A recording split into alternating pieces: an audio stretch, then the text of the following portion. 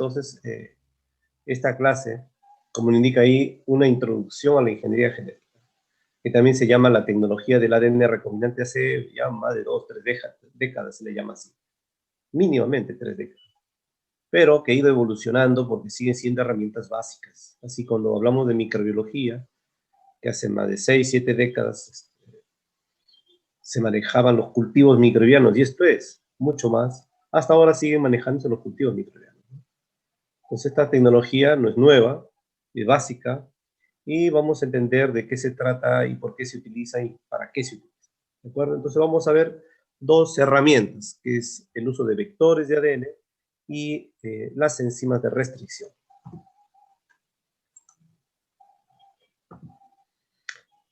¿Qué cosas son los vectores de ADN? O sea, como vector se entiende como un vehículo, un transportador, ¿ya? De acuerdo a las capacidades de transportar, para transportar ADN se han utilizado virus, se han utilizado los plásmidos o plasmidios, o las variaciones de ellos, de tal manera que nos permita llevar ADN al interior de una célula. Entonces, cuando uno habla de ingeniería genética, dice, va a ser un organismo transgénico, suena algo feo, algo perverso, algo malo, algo diabólico. No es así. Simplemente es transportar una secuencia de ADN e introducirlo a una célula. Entonces, ¿cómo se puede hacer eso? ¿Cómo es que podemos insertar ADN y hacer que se introduzca en una célula? Pues esas son las herramientas de la ingeniería genética. ¿Y eso con qué finalidad se hace?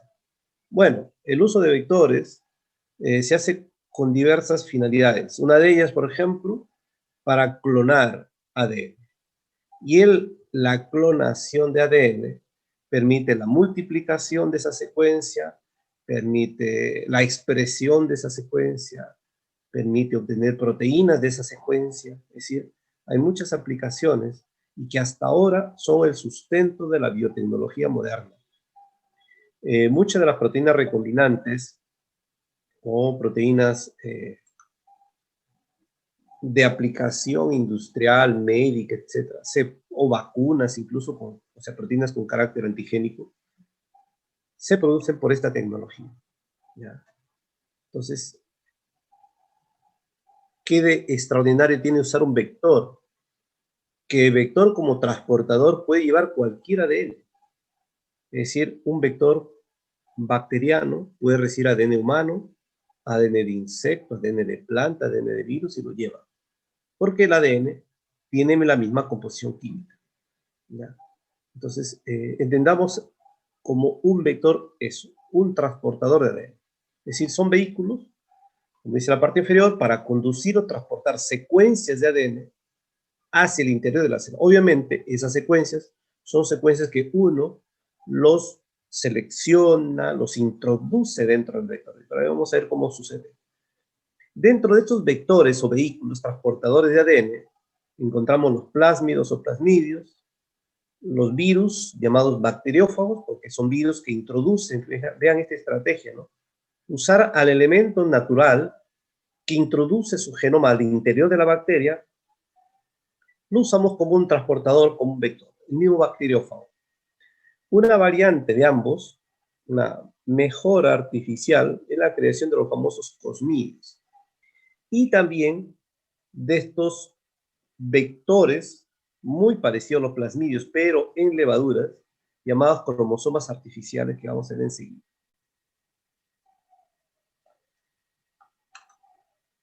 Veamos los plasmidios. ¿De qué se tratan los plasmidios o estos vectores?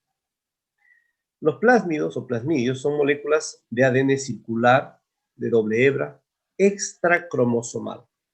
Es decir, que se mantiene fuera del cromosoma. O sea, en la bacteria tenemos el ADN cromosomal y los plasmidios al costado. Típicamente se encuentran estos plasmidios en bacterias. El tamaño puede variar desde 1000 par de bases a 250.000, por eso está en kilobases. De 1000 a 250.000. O sea, podemos encontrar un plasmidio pequeño o unos gigantes llamados megaplasmidios. Una de las características importantes por los que se mantienen fuera del ADN cromosomal es que se autorreplican. O sea, este ADN se replica por su lado y este ADN se replica por su lado. Ambos son ADN. Entonces, acá habrá un origen de replicación y acá tendrán un origen de replicación.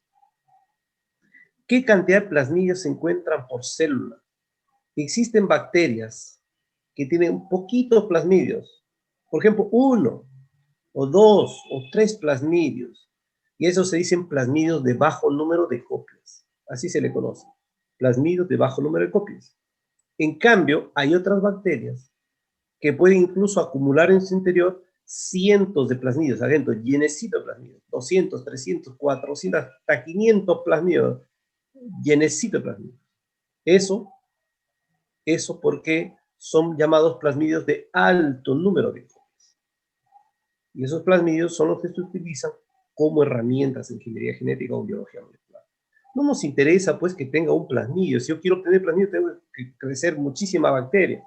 En cambio, si crezco un tubito de bacterias, un ml, yo puedo obtener bastante plasmidio si es que acá hay bastantes plasmidios por cada célula.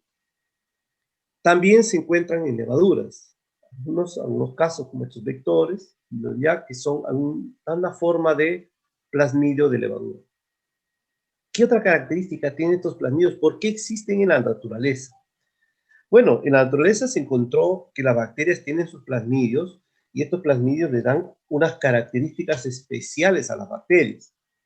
Y que las bacterias, si bien el plasmidio no es un componente vital para la bacteria, sí le es muy importante para mantenerse en su entorno. Es decir, ¿qué genes tiene el plasmidio que le ayuden a la bacteria? En realidad, aquí en el plasmidio encontramos genes de resistencia a metales, de resistencia a antibióticos, genes que codifican toxinas, algunos para unas rutas metabólicas especiales para degradar algunos compuestos, etc. De tal manera que si le sacamos el plasmidio a la bacteria no muere. Es decir, se queda simplemente sin plasmidio. Ahí se dice el término, se ha curado la bacteria. Hay un protocolo para curación de bacterias, que significa quitarle, dejarle sin plasmidios. Entonces, imagínense que en el plasmidio están los genes de resistencia a ampicilina. Y si nosotros lo colocamos la bacteria en un medio que tiene ampicilina y la bacteria no tiene plasmidio, la bacteria no crece. Pero si es que nosotros le introducimos un plasmidio, fíjese que hay un mapa de plasmidio, y lo introducimos en la bacteria, y esta bacteria lleva gen de resistencia a ampicilina, y lo hacemos crecer en un medio con ampicilina, va a crecer la bacteria. Entonces, los plasmidios o plásmidos son estos elementos extracromosomales que están dentro de la bacteria, se replican, le dan características que incluso en el entorno, en el ambiente, le permiten sobrevivir. ¿Por qué? Porque tienen resistencia a bacterias, antibióticos, a metales, etc. Entonces, en el ambiente existe una competencia entre microorganismos y sobreviven aquellos que tienen las capacidades metabólicas o las características genéticas para poder afrontar las condiciones adversas. Bien, entonces, si nosotros pensamos que este plasmidio puede servir como un vector, se lo extrae el plasmidio por técnicas de laboratorio, como aparece acá, luego lo cortamos, aparece acá abierto, y le introducimos un segmento de ADN. Le introducimos. Entonces, al introducirle un segmento de ADN dentro del plasmidio, y el plasmidio, por otra técnica, lo podemos introducir a la bacteria de vuelta. Fíjese. Entonces, acá tenemos bacterias con plasmidios y acá tenemos bacterias sin plasmidios, aquellas que se les introduce el plasmidio. A estas bacterias a las cuales se les introduce se llaman células huésped. Entonces, estas células huésped no tienen plasmidios, vienen vacías. Y a esas a las que les introducimos los plasmidios cuando queremos obtener algo de los plasmidios. ¿Cuánto nos sirve de vector estos plasmidios? ¿Qué tan útiles son? Como vector o como transportador pueden llevar hasta 5.000 pares de bases de inserto. Es decir, cuánto nosotros podemos pegar o hacer que transporte. Imagínense si el plasmidio tiene 3.000 pares de bases, más 5.000 se convierte en 8.000. Ya es medianito, ya va a ser un poco más dificultoso introducir. Entonces, en promedio, puede soportar 5 kilobases, ¿no? Un poquito más, un poquito menos. Lo cual, si nosotros quisiéramos introducir 20.000, 30.000 nucleótidos en un vector, el plasmidio no nos serviría.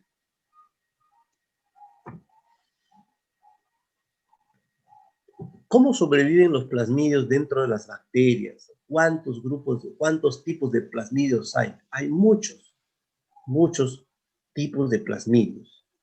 Generalmente, cada bacteria ambiental se le encuentra plasmidios. Si uno busca en las páginas científicas artículos relacionados a plasmidios, va a encontrar un sinnúmero de plasmidios. Entonces, en algún tiempo, los clasificaron para saber a qué grupo pertenecen. Entonces eligieron como característica de agrupación o de clasificación los llamados grupos de incompatibilidad de plasmidios. Entonces, son incompatibles cuando pertenecen al mismo grupo. Dos plasmidios son incompatibles y no pueden coexistir, o sea, no pueden estar de manera estable dentro de una misma célula porque pertenecen al mismo grupo, porque comparten el mismo mecanismo de replicación. O sea, dos plasmidios son compatibles, o sea, sí son compatibles, si tienen diferente mecanismo de control de replicación de ADN. Entonces, a todos aquellos que no pueden vivir juntos, dijeron, pertenecen al mismo grupo de incompatibilidad. ¿Por qué? Porque comparten el mismo mecanismo de replicación. Es decir, si dos plasmidios son en secuencia diferentes, pero utilizan el mismo mecanismo de replicación, no pueden coexistir dentro de una misma célula y tarde o temprano se pierde uno y se queda uno de ellos. Pero cuando dos plasmidios son en secuencia diferentes, en mecanismo de replicación u origen de replicación diferentes, entonces cada uno se replica de una manera independiente, no se molesta uno a otro y están dentro de una célula, pueden coexistir. O sea, podemos encontrar células con dos tipos de plasmidios diferentes, porque pertenecen a grupos diferentes. Yo quisiera pedirles, por favor, y lo voy a hacer, creo, yo a los 10 minutos de empezar la clase ya no va a dejar ingresar a nadie porque interrumpe. Calle recién está ingresando, ya son ¿qué hora? Ya hace las 6. ¿O ha estado en clase?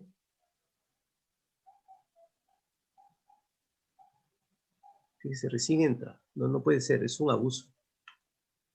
Y aquí no va a dejar ingresar a nadie. Porque tienen ustedes que saber que hay un horario para entrar e ingresar a clase. Interfiere. Entonces les había dicho que los plasmidios no siempre son los mismos. Hay una gran variedad de plasmidios y puede haber más de un tipo de plasmidio en una célula. Y si son más de un tipo, para que se mantengan estables dentro de la célula, es que pertenecen a diferentes grupos de incompatibilidad. También les había comentado que el número de plasmidios varía en las células. Si son plasmidios de alto número de copias, porque su mecanismo de replicación es muy rápido, puede haber de entre 300 a 500. Generalmente estos son los plasmidios comerciales. Y de bajo número de copias, generalmente los plasmidios naturales, o cuando uno agarra una muestra de agua ambiental, encuentra una bacteria, busca si tiene plasmidios, se encuentra plasmidios, pero generalmente están en poco número. ¿Qué otra característica tienen los plasmidios? Existen, por ejemplo, un mecanismo del control de estas copias y depende del origen de replicación. Entonces, dependiendo del tipo de origen de replicación, vamos a tener el número de copias por plasmidio en la célula. Hay unos que tienen un control un poco relajado, o sea, no controla mucho, por lo tanto va a haber un alto número de copias. Y se ha encontrado que hay mecanismos que involucrarían algún tipo de ARN o ARN antisentido en el control de esa velocidad de replicación. En cambio, un control exigente es aquel que van a tener algunas bacterias y que tienen un bajo número de plasmidios, donde hay una proteína que es la encargada de la replicación, producto del gen REP-A, que es de la cual depende la velocidad de replicación, ¿no? Si no hay muchas de estas proteínas, entonces pues no habrá mayor número de copias. ¿Qué características tienen los plasmidios en general? Aquí tenemos que ver características generales porque, bueno, la tarea de esta semana es que ustedes investiguen eso, ya lo van a ver la tarea. Los plasmidios, como vectores, tienen unas características que pueden ser mucho más particulares por el interés que uno tiene de usarlo como vectores, porque los plasmidios, les he dicho, que son elementos extracromosomales naturales en las bacterias, pero ya para usarlos como vectores tienen sus requisitos. ¿Cualquier plasmidio que encontramos en una bacteria puede ser utilizado como vector? No. Los vectores generalmente ya son plasmidios manipulados, son comercializados para que puedan ser utilizados como vectores. ¿Cómo son estos plasmidios comerciales, los que uno compra? Tamaño pequeño, más o menos son 3.000 pares de bases. Acá, por ejemplo, dice 3.000 el BlueScript, el PUC18, 2.686 pares de bases. No se necesita muy grande. Carecen del gen MOB. El gen MOB es un gen que le permite la movilización. O sea, que se transporte de una célula a otra de manera natural en el ambiente. O sea, que permita la conjugación. Nosotros estuvimos investigando hace algún tiempo un plasmidio, entre comillas, de hormonas Veroni. Incluso fue motivo de una tesis. La caracterización del plasmidio PCT01. Bueno, todo apuntaba, porque se preparó un experimento de conjugación, se aparecieron transformantes, supuestos transformantes, y supuestamente se había transferido a unos mecanismos de resistencia a metales pesados, antibióticos, pero recientemente, no hace mucho, se tuvo el resultado del análisis informático o bioinformático de la secuencia del plasmidio. O sea, ya se había hecho la secuenciación del plasmidio, de todo, y no encontramos el gen MOB. Entonces nos quedamos con la duda. Entonces, ¿qué pasó? Si los plasmidios conjugativos deben tener el gen MOB, este no tenía el gen MOB. Así que he estado a punto de escribir un artículo científico y hemos tenido que suspender hasta que comprendamos mucho más allá del rol que cumple ese elemento. Ahora ni siquiera sabemos qué plasmidio conjugativo, sino de repente ese elemento extracromosomal y respecto a cómo es que confirió la resistencia en E. coli. Entonces, fíjese, esto no debe existir en un plasmidio comercial. Debe tener un origen de replicación. Uno de los comunes es el ORIC, por ejemplo, ¿no? El origen de replicación. Otra característica de los vectores comerciales, plasmidios con vectores, es que deben tener un marcador fenotípico. Fíjense esta palabra, marcador fenotípico o marcador de selección. Este es un elemento que nos permita orientar, saber, detectar la presencia del plasmidio en una célula. Por ejemplo, que tengan como marcadores de selección o marcadores fenotípicos genes de resistencia a antibióticos. Por ejemplo, gen de resistencia a ampicilina, a tetraciclina, a canamicina. Por ejemplo, en este caso, este vector, el BlueScript, tiene gen de resistencia a ampicilina. ¿Ya? Acá tiene también gen de resistencia a ampicilina. Hay otros vectores que tienen a canamicina, tetraciclina, etc. Entonces, ¿por qué se llama marcador fenotípico? Porque si este vector lo introducimos en una célula de E. coli que no es resistencia a ampicilina, cuando ingrese el vector a su interior, va a ser resistente a ampicilina. Entonces, a la bacteria le tratamos de introducir el vector, pero nosotros no lo sabemos si ha introducido o no, y luego le hacemos crecer en un medio de cultivo, una placa, con ampicilina. Si se forman colonias, significa que ingresó el plasmidio a las células y esas células que formaron colonias han recibido el plasmidio y por lo tanto han recibido el gen de resistencia a ampicilina. Otra característica, también llamada marcador fenotípico o de selección, es que tenga, por ejemplo, acá el gen LAC-Z, que es parte del operón LAC. Acá está el promotor LAC, por acá debe estar el operador, acá está el gen LAC-Z. Los otros genes deberían estar por acá, pero ya no, eso lo han cortado. Por ingeniería genética se corta, es un fragmento del operón LAC. ¿Y qué han hecho dentro del gen LAC-Z? Le han introducido una secuencia de ADN donde podemos introducir insertos. Entonces, cuando la bacteria recibe el vector tal como está, este segmento del operón LAC lo podemos hacer que funcione, haciéndolo crecer, por ejemplo, en lactosa. Y se expresa esto, se expresa la proteína LAC-Z y va a funcionar. Va a degradar un compuesto y las colonias van a ser azul. Entonces, como ya nos permite ver una característica fenotípica, los vectores tienen generalmente esos detalles para nosotros saber si el vector se introdujo o no a la célula. Por eso se deben expresar marcadores fenotípicos o de selección que nos permite hacer un seguimiento del plasmidio. ¿Qué otra característica? Pueden tener secuencias adicionales que podrían ser sustituidas. Es decir, si nosotros recortamos un fragmento del vector para introducir una secuencia, debe permitirlo. O, si no tiene esto, debe hallar sitios para introducir ADN. Y a esos sitios se les llama sitios de corte, o sitios de restricción, o sitios de policlonaje.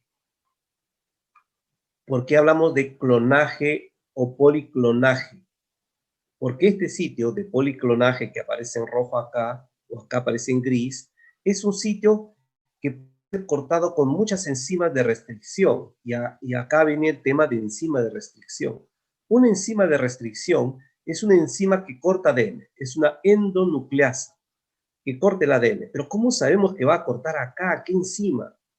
Las enzimas de restricción tienen este tipo de nombre. Un nombre generalmente son 3, 4 letras, que se refiere a la bacteria de dónde vino y cuántas enzimas se encontraron. Por eso es la KPN, Klebsiella pneumoniae 1. SA debe ser algún estafilococos. Habría que ver de dónde viene la SAC, porque la SAO es Staphylococcus aureus. Y aquí, en este otro vector, vemos la cantidad de sitios de corte para enzimas que está en este lugar, los sitios de corte. Por eso se llama sitios de policlonaje.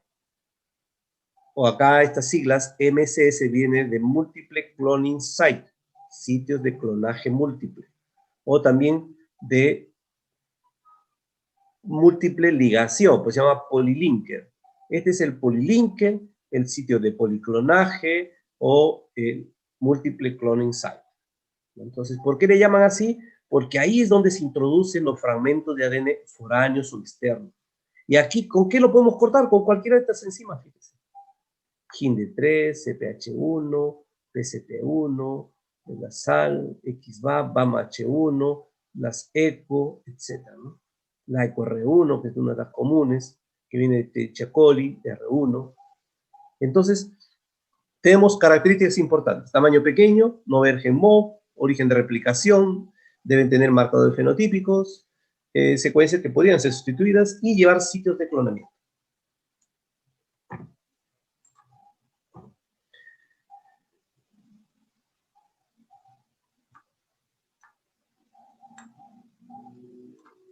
¿Qué otras características tienen estos vectores, estos plasmidios usados como vectores? Estamos viendo acá, en general, estas características, pero los que ya son usados como vectores comercialmente poseen algunas características adicionales. Hay una diversidad de vectores. Entonces, habíamos dicho, tienen sitios de corte con enzima de restricción, que puede ser, en realidad son sitios simples, pueden estar aislados, como estos antiguos, o los de policlonaje, como tenemos acá, los marcadores de selección o marcadores fenotípicos. Acá tenemos gen de resistencia a ampicilina, gen de resistencia a tetraciclina, fíjense que acá tienen dos, acá gen de resistencia a ampicilina, acá debe tener acá gen de resistencia a ceomicina, y acá creo que está de canamicina, distintos, para usar distintos antibióticos en los medios de cultivo para selección. Una de las características de los vectores es que podríamos usarlo para varios huéspedes o para varias células huéspedes, no solamente Escherichia coli, también hay una especie de Bacillus o Streptomyces, ¿no? Y dentro de los vectores plasmidiales, encuentro que dos grupos son los más importantes, porque dentro de los plasmidios vectores también hay toda una clasificación de acuerdo al uso, pero hay dos grupos más importantes: los vectores de clonamiento y los de expresión. Los de clonamiento simplemente son para transportar ADN. Transportan, replican, guarda. Uno puede colocar, introducir ADN ahí, lo puede conservar ahí, lo introduce en la bacteria, lo multiplica, etc. Pero los vectores de expresión, ya, bueno, acá los nombrecitos, ¿no? Fíjese, tiene una P delante que indica el plasmidio. Y estos son los nombres que le han dado los proveedores o los que lo descubrieron o las empresas comerciales, ¿no? Este es un antiguo, este es el PBR322. El PBR322, este es un plasmidio natural, ¿no? Tiene su origen en replicación. Acá está marcado con flechitas los lugares de corte de enzimas comunes. Ya el BlueScript ya es uno derivado de estos, ya fue manipulado genéticamente, se le introdujo esta secuencia, se cortó, y se introdujo el gen LAC-Z con todos estos sitios de clonamiento. Entonces, si uno ve, busca el BlueScript, el mapa, y va a ver los detalles, qué enzimas cortan acá, como el PUC18 que mostramos en la vista anterior. Entonces, estos hay una diversidad de plasmidios. ¿Cuáles son las características de estos vectores de clonamiento? Que no tienen dentro de la secuencia de inserto un promotor para que se exprese. Acá, por ejemplo, acá no hay sitio de clonamiento múltiple. Acá no hay gen LAC-Z. O sea que cuando entra este vector a la célula, solamente lo podemos hacer el seguimiento por la resistencia, pero no tiene ningún color adicional las colonias. En cambio, acá sí. Acá nos guían dos características: la resistencia o el color que adopta la célula. Y los vectores de expresión tienen una cosa muy particular, porque los vectores de expresión tienen un promotor. Este acá, bueno, este plasmidio que vemos en la parte inferior es un plasmidio más moderno que estos otros dos, y donde acá existen, estos plasmidios tienen una tecnología más sofisticada, porque no solamente tiene gen LAC-Z como el de acá para el color, sino que estos plasmidios ya vienen cortados, abiertos. Y en los extremos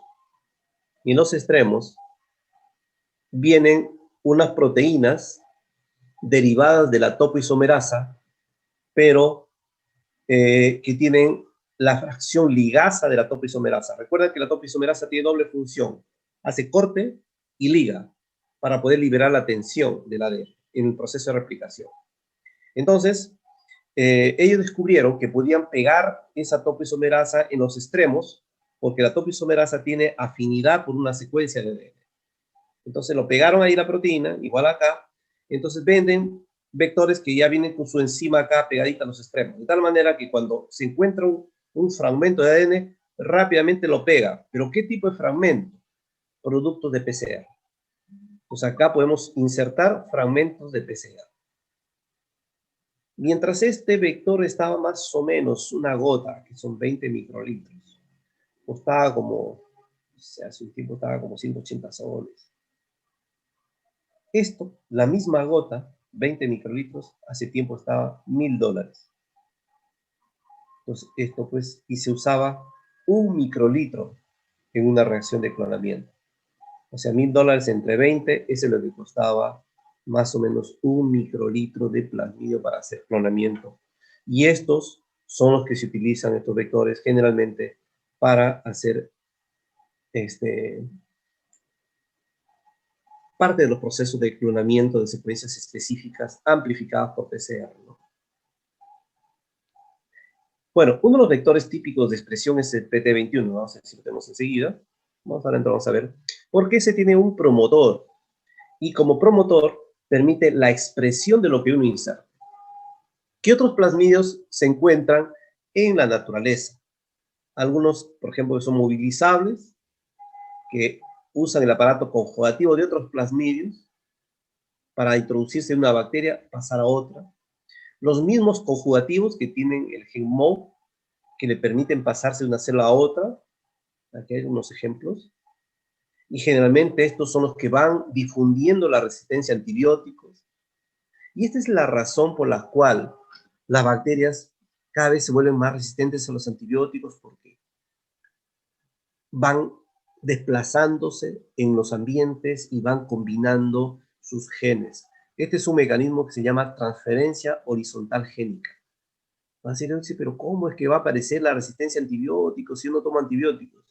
No, lo que pasa es que nosotros, los pobladores, vamos adquiriendo una flora microbiana. Ya vamos a hablar enseguida de eso. Y dentro de esa flora vienen bacterias cargadas de genes de resistencia. Y generalmente eso lo adquieren por plasmidios conjugativos. Y otros plasmidios naturales, que tienen bajo numerocopia, que no son utilizados con fines de herramientas de ingeniería genética o biología molecular, llamados plasmidios replicativos, y que lo vamos a encontrar si nosotros hacemos simplemente la detección o búsqueda de plasmidios en células bacterianas ambientales. ¿Qué otro vector? Otro vector muy utilizado son los llamados bacteriófagos o fagos, que son virus de bacterias.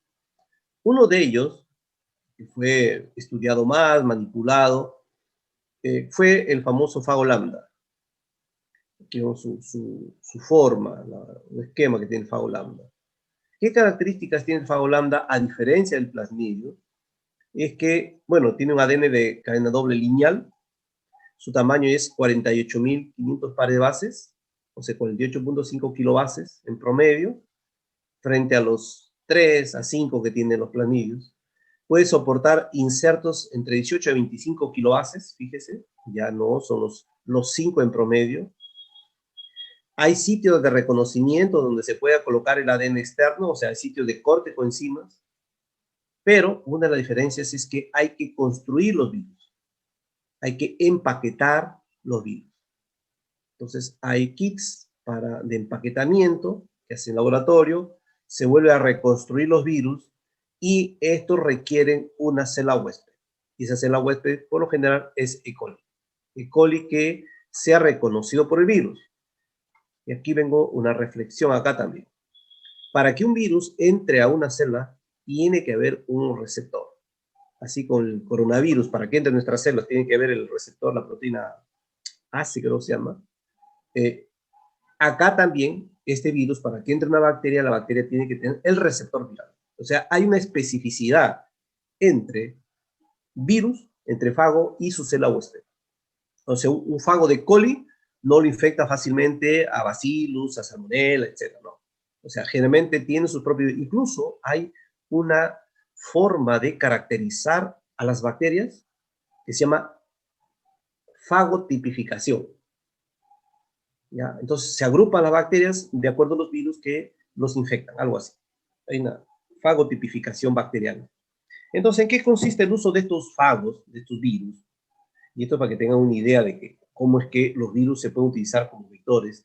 Es que si tenemos un ADN, ¿no? Un ADN viral, se le corta y tenemos los fragmentos del ADN que queremos introducir en los virus.